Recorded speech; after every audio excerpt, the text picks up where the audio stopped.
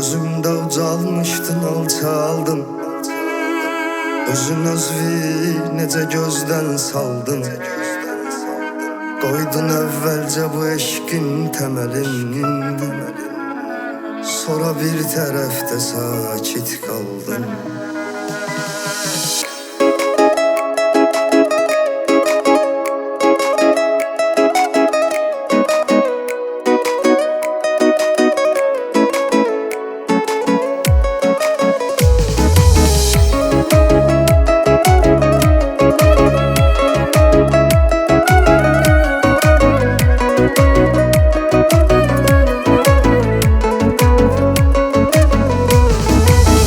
Gözümdə ucalmışdın, alçaldın.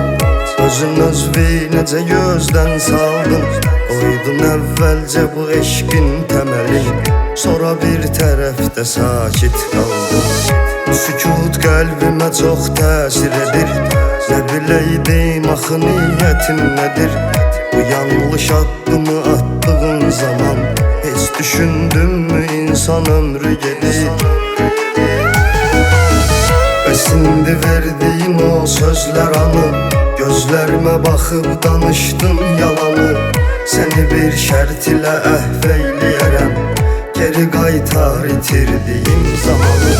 Ve şimdi verdiğin o sözler anı, gözlerime bakıp danıştın yalanı. Seni bir şert ile ehveyleyerem, geri qaytar itirdiğim zamanı.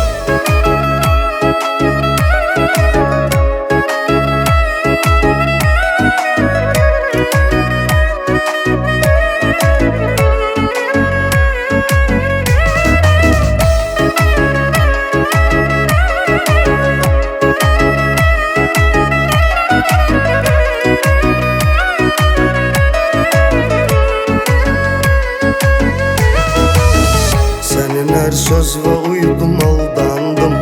Yalan bir eşki həqiqət sandım.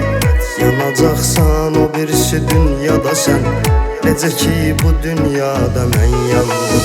Qəlbim sənin üçün oyuncaqdı məyər? Əzazil olar mı insan bu qədər? Yatmış hisslərimi oyatdım nə üçün? Məni tərk eyləyəcəkdinsə əgər. Günahın günah ardıca düzlənib, varlığın xəyanət içrə gizlənib. Sənə qəlbimdə olan məhəbbətim nə zamandı nifrətlə əvəzlənib. Günahın günah ardıca düzlənib, varlığın xəyanət içrə gizlənib. Sənə qəlbimdə olan məhəbbətim nə zamandı nifrətlə əvəzlənib.